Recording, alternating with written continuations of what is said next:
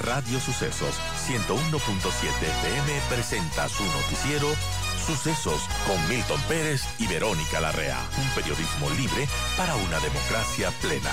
Los hechos y las opiniones de los sucesos que marcan nuestro tiempo.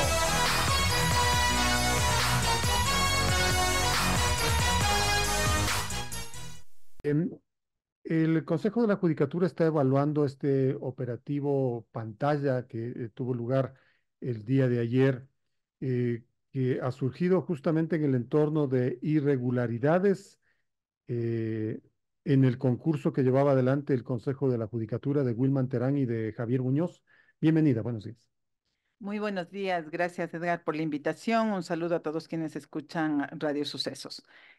Sí, bueno, nosotros hemos establecido una línea de trabajo respecto de los hechos en donde se presume la existencia del cometimiento de delitos o están siendo investigados servidores judiciales, ¿no? Entonces, en la resolución que emitimos el día 6 de marzo, a petición mía se incorporó un artículo. Recuerden, esa fecha lo que se emitió es la declaratoria de emergencia de la provincia del Guayas por todas las consecuencias del número de jueces que han sido relacionados con procesos judiciales de carácter penal.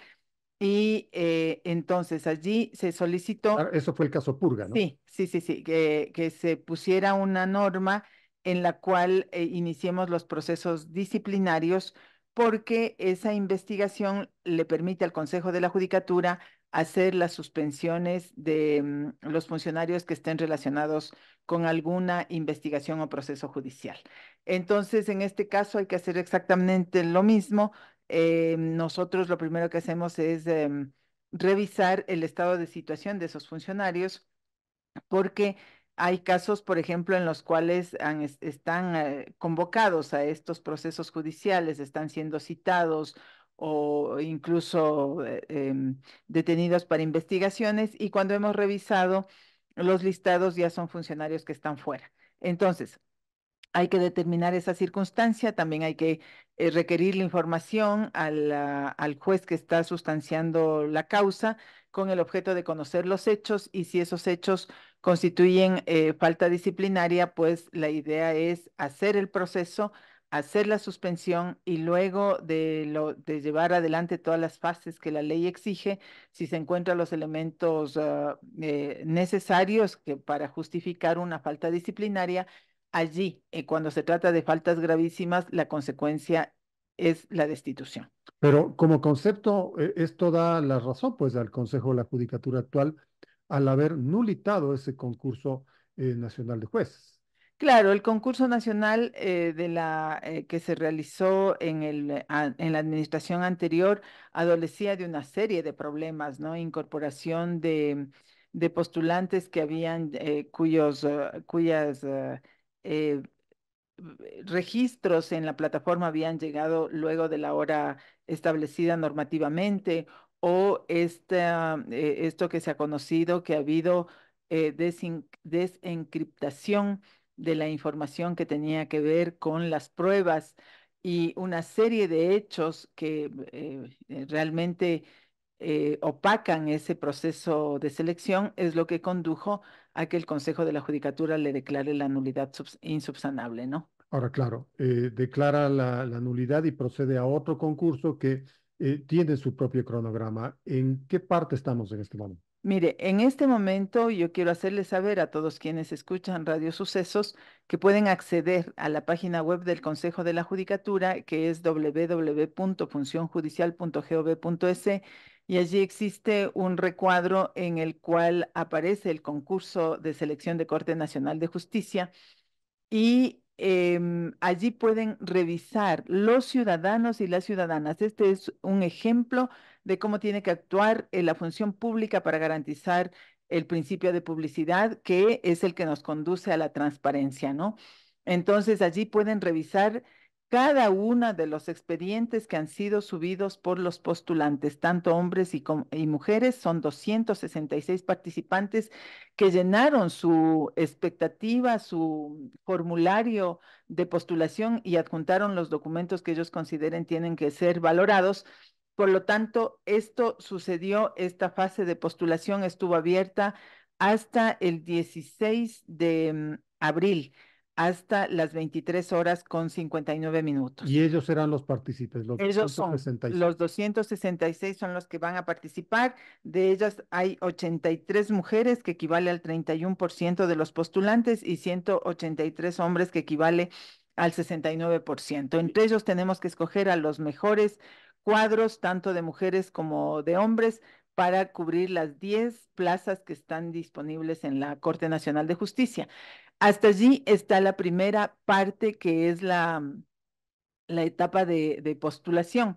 Luego nosotros, y este esfuerzo de que se publiquen ha sido una petición y una insistencia mía en el Pleno del Consejo de la Judicatura, porque además, mire que usted tiene que ir cambiando las prácticas a las que los funcionarios están acostumbrados. Esto para los funcionarios era extraño, que al menos yo pedí inmediatamente tenemos que publicar, porque eso es aplicación de principio de publicidad y transparencia. Y claro, algunos decían, no, porque primero tenemos que ver los requisitos. No, no, no, la gente tiene que saber lo que los postulantes presentaron desde el principio, para que no quede ninguna posibilidad de que alguien pudiera hacer interpretaciones de ningún tipo. O de que Entonces, haya cambios claro, repentinos. entonces ahora ya con la información, como es pública, ahí la gente tiene un respaldo de quiénes son los que están postulando y puede revisar. Una vez cerrada la etapa de postulación, ahora corresponde hacer la revisión de los requisitos formales. Es decir, si es que el postulante ha demostrado que tiene título de tercer nivel de ser abogado, si es que ese título fue expedido hace más de 10 años, porque es lo que dice la Constitución para poder ser juez Sí de hizo Corte la carrera, Nacional. ¿no? Claro, sí hizo la carrera, entonces tiene que ir acreditando cada uno de los requisitos que están en la Constitución, pero también tiene que demostrar que no incurre en las inhabilidades. Por ejemplo, el no haber sido sentenciado en un proceso penal, o que no tenga deudas, si es que no incurra en inhabilidades, como tener deudas con el Estado, con el SRI, con el BIES, Con los municipios. con el IES. Si es que existe alguna, con los municipios no hay un requisito específico, sino que lo que se hace es chequear en ese caso si es que no tiene deudas, sobre todo con el servicio de rentas internas, ¿no? Entonces, Pensiones de los hijos. pensiones alimenticias, esos son las inhabilidades y los requisitos formales que tienen que cumplir. En esa fase es en la que estamos. Cerrada esta etapa, que está ¿Cuándo ya se por cierra? cerrarse, nosotros tenemos que esperar un reporte de talento humano que nos indiquen que está concluida esa revisión, y eso todavía no ha sucedido. Pero tiene que ser ya en los siguientes días, ¿no? Porque el concurso tiene un cronograma muy estrecho, y luego, una vez cerrada esa parte, abriremos la parte de la revisión de méritos, en donde ya se hace una calificación. Es decir, allí ya se valora lo que haya acreditado el postulante o la postulante respecto de su vida profesional O y sea, con trayectoria. esto de este informe que usted va a recibir de talento humano, de pronto los 266 bajan. Claro, en cada fase es posible que vaya disminuyendo el número, porque si es que alguien, por ejemplo, no ha acreditado uno de los requisitos formales, esa es una razón de exclusión, salvo que sea Pero no un hay un tema derecho subsanable. a la Sí, defensa, ¿no es cierto? en Decir, vea, cada, yo sí tengo, yo sí pagué la pensión de mis hijos. sí, sí, sí, por supuesto, ¿no? Por ejemplo, puede aparecer por allí con deuda, pero el hecho es que no le bajaron del sistema, pero él Exactamente. demuestra que pagó. Obviamente eso es subsanable, y eso tiene que resolverse con una revisión en este ¿Y eso es momento, ¿no? automático o tiene No, que no, haber una no. solicitud de parte de Tiene que haber una postulantes? solicitud de parte del concursante. Claro, nosotros lo que llegaremos es a conocer el número de postulantes que han superado los requisitos formales, a través de un informe que hace la Dirección Nacional de Talento Humano del Consejo de la Judicatura. Y luego de ello, pues una vez que nosotros revisemos ese informe, y de estar de acuerdo, se hará una resolución, y entonces solamente ese momento los postulantes pueden presentar su observación, su reclamo, si es que consideran que tienen derecho a hacerlo, porque ha habido error en la actuación del Consejo de la Judicatura. Así es como se actúa, ¿no? 7 de la mañana con 34 minutos en Noticiero Sucesos conversamos con la doctora Solanda Goyes, vocal del Consejo de la Judicatura. ¿Se sabe hasta el momento cuál es la extracción de los 266 participantes, si vienen de libre ejercicio o vienen de la propia carrera judicial? ¿Qué mayoría o cuál es la tendencia en ese sentido? Mire, yo un reporte a talento humano de los 266 postulantes, pero esa variable no consta. ¿Por qué? Porque el reglamento no tiene una clasificación que le diga provenientes del libre ejercicio, carrera judicial o docencia. No. Inclusive los postulantes pueden acreditar las dos cosas, es decir, un docente, si adicionalmente hace ejercicio profesional, puede adjuntar los dos temas. ¿O Entonces, puede ser servidor público y sí, docente? pero lo que sí podríamos identificar, y de hecho yo estoy haciendo ese levantamiento, no tengo todavía el resultado, es saber cuántos de los postulantes son actualmente funcionarios judiciales, ¿no? Eso sí lo tenemos que cruzar y eso nos va a dar un dato para saber cuántos son funcionarios judiciales y aquellos que no lo son provienen o de docencia o de libre Que ejercicio. sería muy importante porque el Consejo de la Judicatura semanas atrás hacía una invitación potente, pues, ¿no? Al libre ejercicio, a que vea que hay mejores condiciones para este concurso, que no se trataba, pues, del de Wilman Terán. Ujú. Este era algo mucho más importante. No sabemos qué eco habrá tenido esa invitación. Sí, sí, sí. Mire, inclusive cuando yo planteé una reforma al reglamento, usted recordará que cuando yo me integré, primero, antes presenté un proyecto de reglamento y luego, mientras yo no estuve actuando en el Consejo de la Judicatura, emitieron el reglamento y cuando yo me integré al Consejo, al observar que había algunos temas que era necesario modificar o reforzar, planteé un proyecto de reglamento y algunos de esos temas fueron acogidos. Uno de ellos el equilibrar las posibilidades de que haya una participación y una competencia igualitaria, más equitativa entre quienes provienen de las diferentes fuentes, carrera judicial, libre ejercicio, docencia.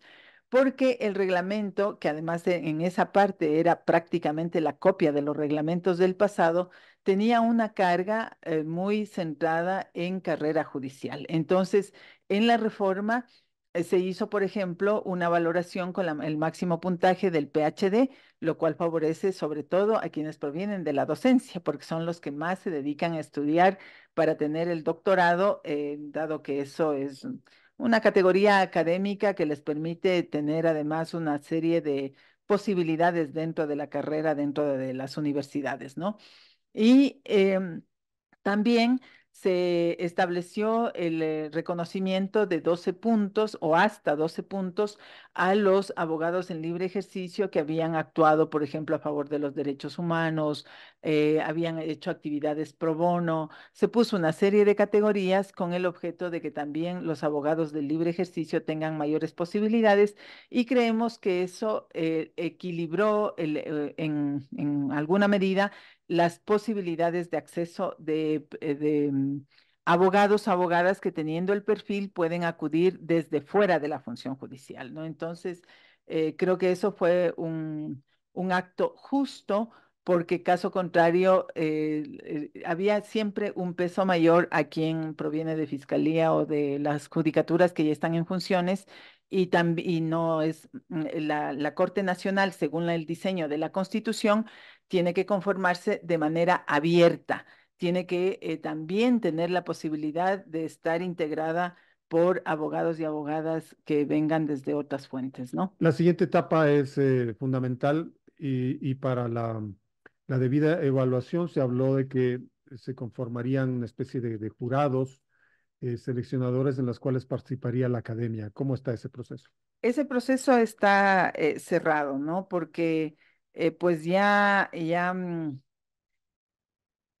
hicimos la convocatoria a las universidades, a los gremios de abogados, los profesionales del derecho, y también había la posibilidad de hacer una postulación individual de quienes consideraban que cumplían los requisitos, porque se había pedido que cumplan exactamente los mismos requisitos que para ser juez de Corte Nacional de Justicia. Incluso se pusieron algunos dispositivos de mayor exigencia.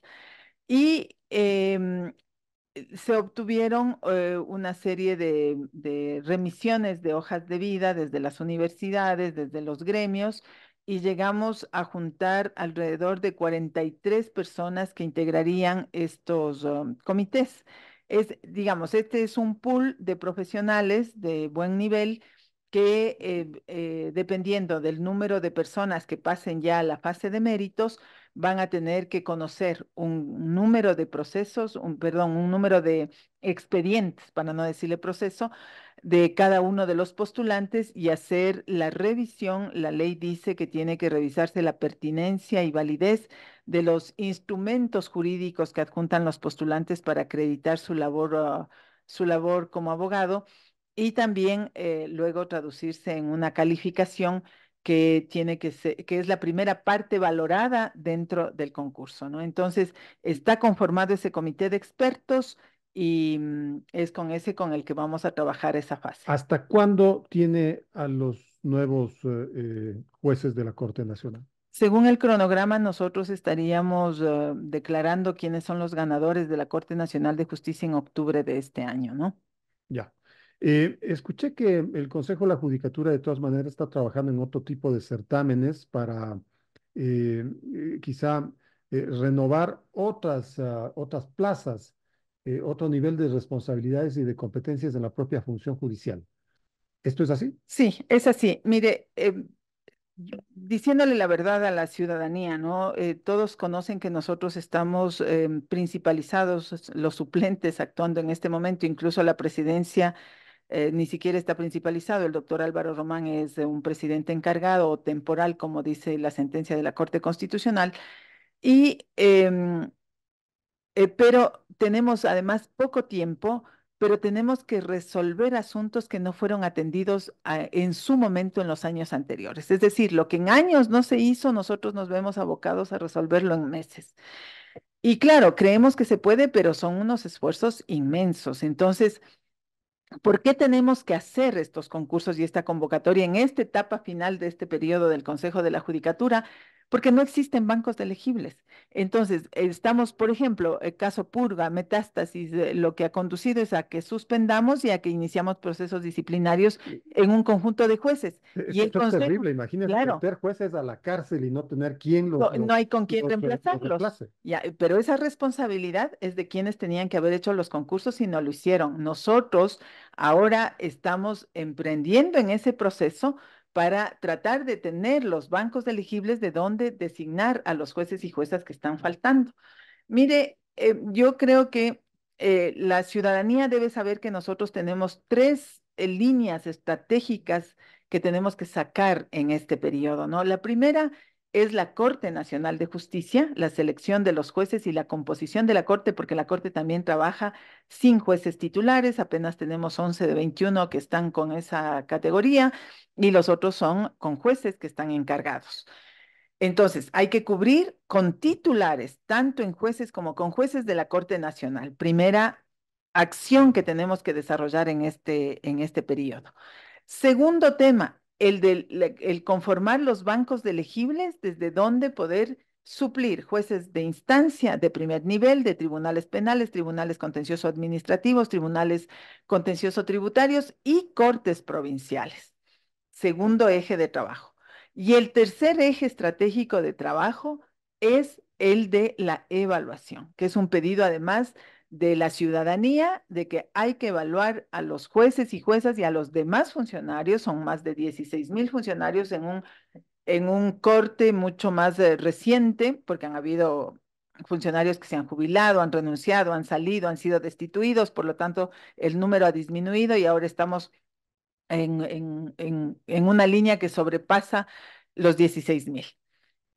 Y de allí tenemos un cuarto tema, porque la consulta popular Eso le iba acaba a de decir. aprobar Usted que, tiene que claro, establecer judicaturas especializadas. así es, Ese sí es un entonces, mandato que de pronto claro, tiene que asumirlo con la prioridad del caso. mandato de la ciudadanía a través del voto popular que ha dado respuesta a la consulta planteada por el presidente de la Todas República de operativamente manera todas. clara. A ver, mire, lo primero que tenemos que esperar para empezar de manera oficial los temas es que se proclamen los resultados, ¿no? Si bien ya tenemos un dato de que Unos la 15 pregunta días. ganó, así es, la pregunta ya ganó, ya ese dato es irreversible, pero siempre tenemos que esperar a que sea la proclamación de los resultados la que oficialice este asunto. Pero luego, eso no obsta que nosotros ya podamos avanzar. ¿Y con qué podemos avanzar? Con el levantamiento de la información para empezar a dimensionar qué implicaría y qué número de jueces, qué número de unidades y qué presupuestos requerimos para que funcione la justicia constitucional especializada, ¿no? Allí tenemos dos posibilidades. Una es la optimización y otra es la creación. Entonces, creo que hay que trabajar en las dos rutas. Y obviamente hay que hacer la selección de jueces especializados y en el número que se determine en ese dimensionamiento. Yo he publicado en mi página web, perdón, en mi Twitter, o en mi cuenta de X, como se llama ahora, los datos que hemos requerido, que son extraídos desde el SATGE, desde el sistema de trámite judicial que maneja el Consejo de la Judicatura, y estamos viendo que más de 77,000 garantías jurisdiccionales han ingresado, peticiones han ingresado entre el año 2020 y 2023. Ese es un dato que ya le permite a la gente dimensionar cuál es la demanda que existe, pero también publicamos un cuadro de la distribución por provincia y por tipo de garantía, ¿no? Y allí puede mirarse primero que la garantía que más se requiere es la acción de protección y segundo por provincia, las provincias que tienen la mayor carga, la mayor exigencia sobre esta materia son Pichincha, Guayas, Azuay, Manabí y claro, eso también van a ser datos que nos permitan comprender cómo ha sido el comportamiento de las garantías jurisdiccionales para definir el número de unidades y el número de jueces. Vamos a estar pues en el seguimiento de estas tareas. Tiene mucho por hacer el Consejo de Así la es, Judicatura. muchísimo. Gracias por esta información, importantísima información. Gracias por su visita. Gracias, Edgar, a ustedes y pues siempre pedirles, necesitamos tener los espacios para informar y también a la ciudadanía, ¿no? Que esté atenta. La reforma judicial no es un tema solo del Consejo de la Judicatura, de nuestra parte, o al menos de la mía, tengo toda la voluntad, todo el compromiso, pero estos son procesos colectivos, porque además se enfrenta una serie de obstáculos que hay que irlos rompiendo día a día. Y si queremos cambiar el sistema judicial, todo el mundo tenemos que arrimar el hombro, ¿no? Sin duda. Estuvo con nosotros la doctora Solanda Goyes, vocal del Consejo Nacional de la Judicatura. Son las 7 de la mañana con 47 minutos en Noticiero Sucesos.